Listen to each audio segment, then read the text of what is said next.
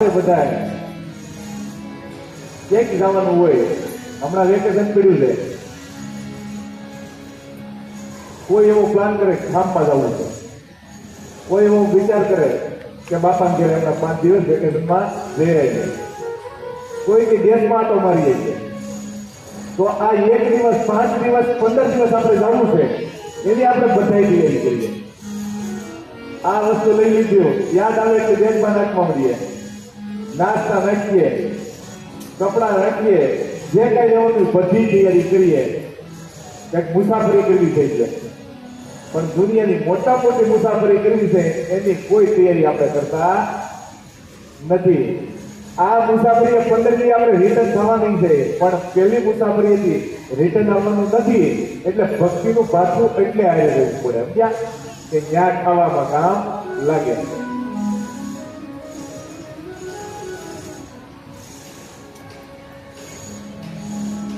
આવી રીતે ભરતજીને ગાદી ઉપર બેસાડે છે, બધો ભોજ આપ્યો છે ઋષભદેવે. ઋષભદેવ ઘર છોડી અને વનમાં જતા રહ્યા, જૈન ધર્મનો પ્રચાર કર્યો અને દાવાનળમાં પોતાના શરીરને શાંત કરી દીધું. આ બાજુ ભરત રાજા રાજ કરે છે, સમય કોઈનો ઉભો રહેતો નથી. એમ ભરત રાજા પણ, ભરત રાજાના લગ્ન થયા, એને દીકરા થયા અને ભરત રાજા એના દીકરાને ગાદીએ બેસાડી દીધો અને ભરતે પણ રાજને છોડી અને વનમાં જવાનું નક્કી કર્યું કે હવે પ્રભુ કીર્તન કરીએ.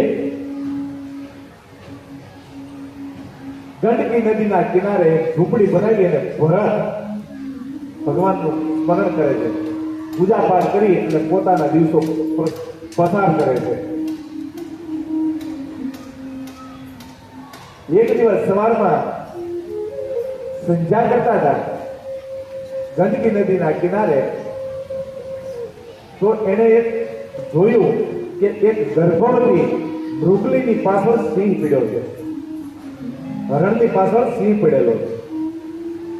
હરણી બીકના મારે નદી ઓળંગવા જાય છે સિંહથી બચવા માટે.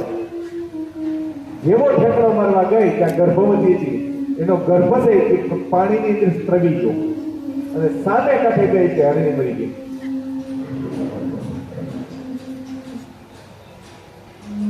આ ભરતે જોયું, પૂજા કરતા કરતા, ભગવાનનું સ્મરણ કરતા કરતા ઉભા થઈ. ભરત પાણીની અંદર જે ગર્ભ પડેલો છે, ગર્ભમાં જોયે તો હરણનું બચ્ચું છે.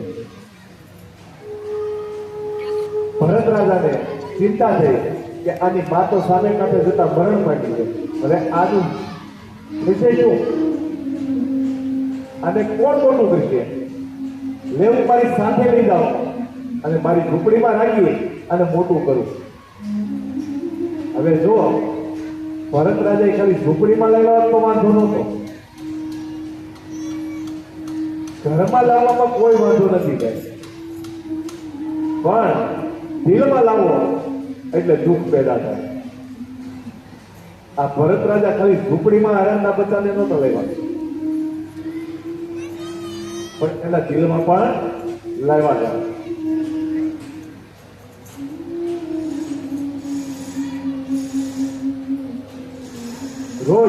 રોજ સવારમાં ઉઠતા અને પ્રભુનું સ્મરણ કીર્તન કરતા, ભજન કરતા.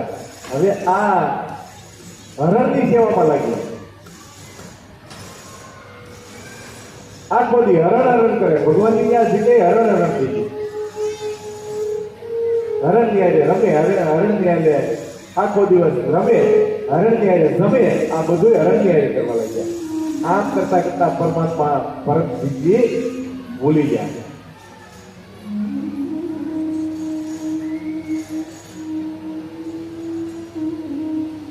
ઘરમાં આવેલો વાંધો નહીં, પણ મનમાં, અને આપણે અર્જુન ગીતામાં છે ને, સંસારમાં સરસો રહે પણ મન મારી પાસ, સંસારમાં લે પાય નહીં જાણું મારો દાસ.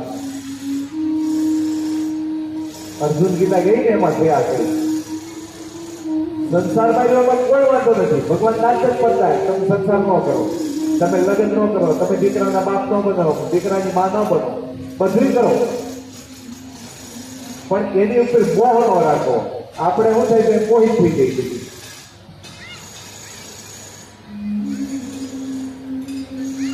એમ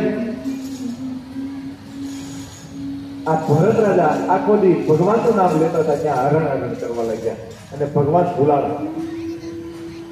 અને જયારે ભગવાન આપણે ભૂલીએ છીએ તો એ આપણી અધોગતિ નક્કી હોય છે.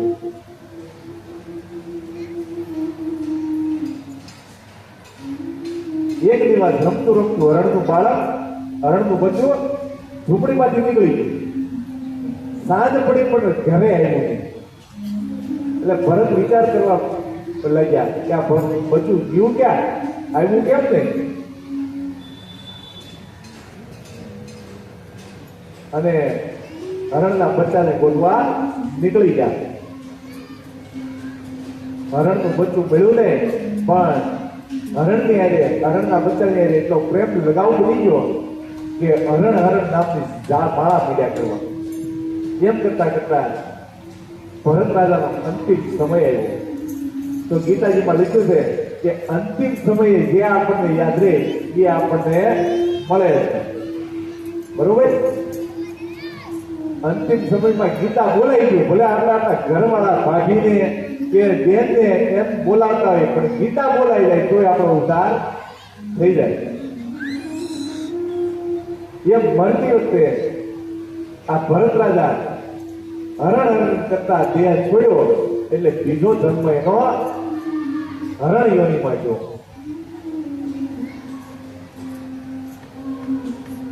હવે હરણ યોનીમાં છે, પણ એને એનો ગયો જન્મ થોડોક યાદ છે.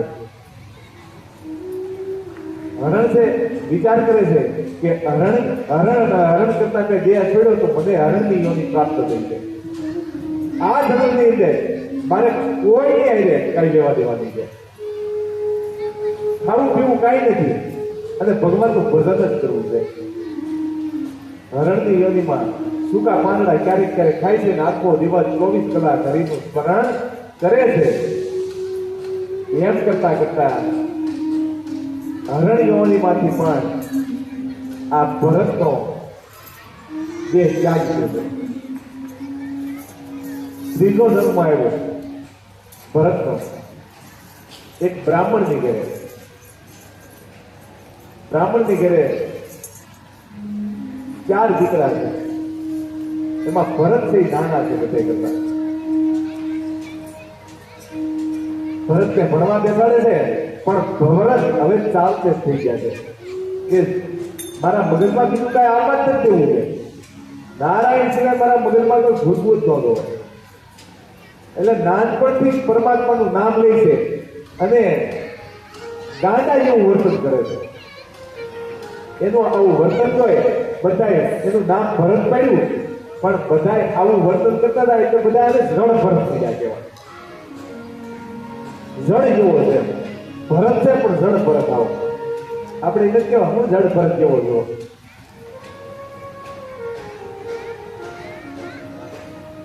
ગાંડા જેવું વર્તન કરે છે. ગાંડો ગાંડો બધા ગામમાં કરે છે, જળ ભરત તરીકે પ્રસિદ્ધ થાય છે.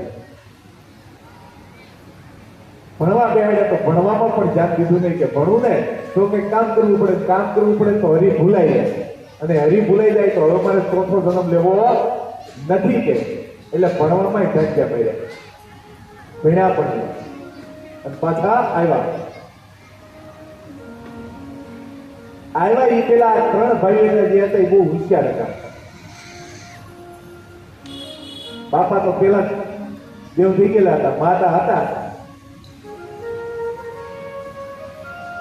ભરતજી અભ્યાસ પૂરો કર્યા કરીને આવ્યા ત્યાં આ 3 ભાઈઓએ ભાગ પાડી દીધા પ્રોપર્ટીમાં. મિલકત હતી 3 ભાઈઓ લઈ લીધી. અને ભરત આવ્યા એટલે ભરતને કીધું તારા ભાગમાં આપણી આ નાની બેનને બા આવ્યા છે. ભરત તો ભગત હતા, કાંઈ વાંધો નહીં, મા અને ભાઈ બેન ભલે આવ્યા છે, હું એને સાચું છે.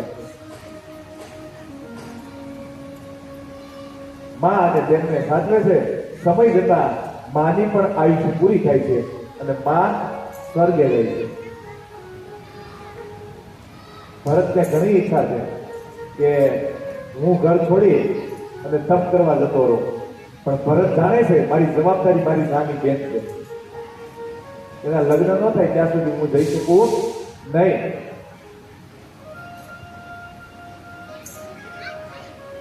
ભાઈઓ એને ખેતર મોકલે છે કે જા ખેતરનું ધ્યાન રાખવા, તો ખેતરે જેઠે બે ઉતરત મોકલ્યા હોય કે કોઈ પંખી કોઈ જનાવર આવી મોલાદને નુકસાન ન કરે.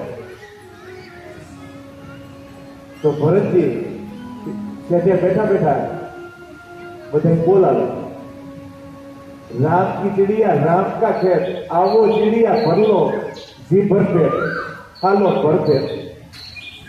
અમુક ના ઉદાહરણ એટલે બોલાવે, અને આ એના નાના બે ભાઈ જોઈ અને મગજ ગયો ભાઈ ઉભે ભરત ની ઉભે.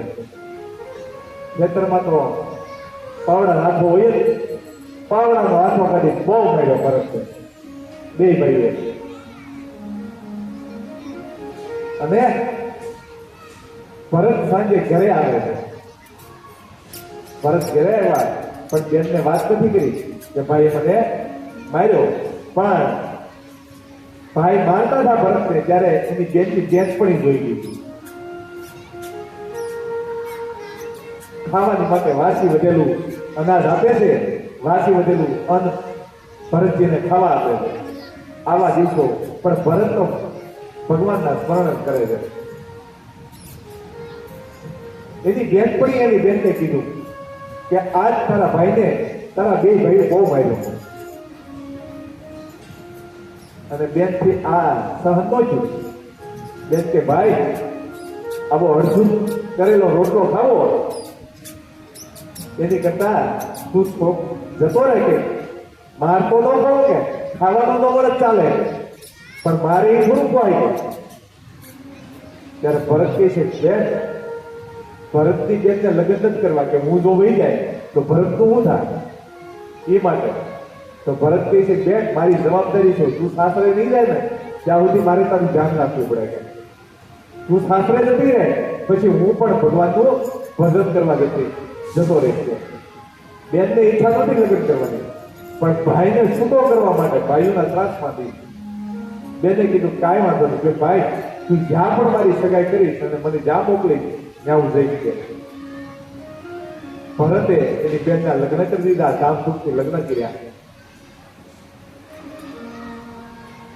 અને ભરતે બેનને વળાવી એટલે ભરતને બેન ખાલી મળવા આવી હતી. બેન એટલું જ કહી છે કે ભાઈ હવે તું આ ગામમાં રોકાતો નહીં, માર ખાવા કરતા ગમે ત્યાં જાય ભૂજો મેળવ રહી ચાલશે, પણ માર કોઈનો પંતો નથી, એટલે તું છોડીને જતો રહે. આ બેન મેં એ જ વિચાર્યું છે કે તું આમ સાસરે પૂછ અને હું પ્રભુની પ્રાપ્તિ માટે જાઉં. બેનને વળાવી અને ભરતે પણ જળ ભરતે ઘરને છોડ્યું છે. ઘરને છોડી જંગલમાં ગામમાં જ્યાં મન આવે ત્યાં રખડે, પ્રભુનું સ્મરણ કરે. કોઈ આપે તો ખાઈ લે, ન આપે કોઈ પણ માગે નહીં. આ એક જાતનો ગાંડા જેવો ભરતથી દેખાય છે. અને ભગવાનના ભગત છે ને દુનિયા બધે ગાંડા જેવા કીધા છે, કોઈ ડાયો કીધો જ નથી. હવે ખબર જ નથી પડતી આપણે ડાયા કે ઈ ડાયા. બરોબર ચોકસાવાળીજીમાં આવે ને કેવા પ્રભુના ભક્તો ગાંડામાં ગણાય છે, એવી લોકસાબાઈ સમજાવે. સારું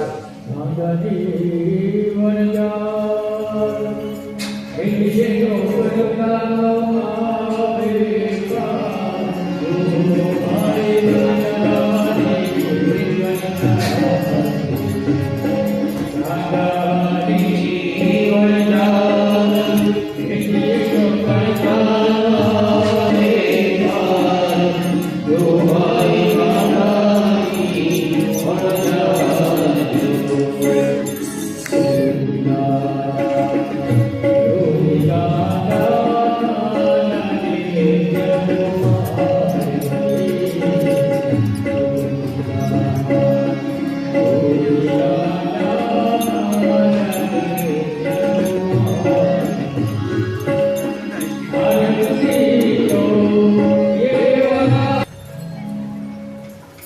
ભરતજી ગાંડા જેવું વર્તન કરી અને હવે રહે છે પ્રભુનું એક ઘડી પણ નામ ભૂલતા નથી અને પરમાત્માનું સ્મરણ કરે છે.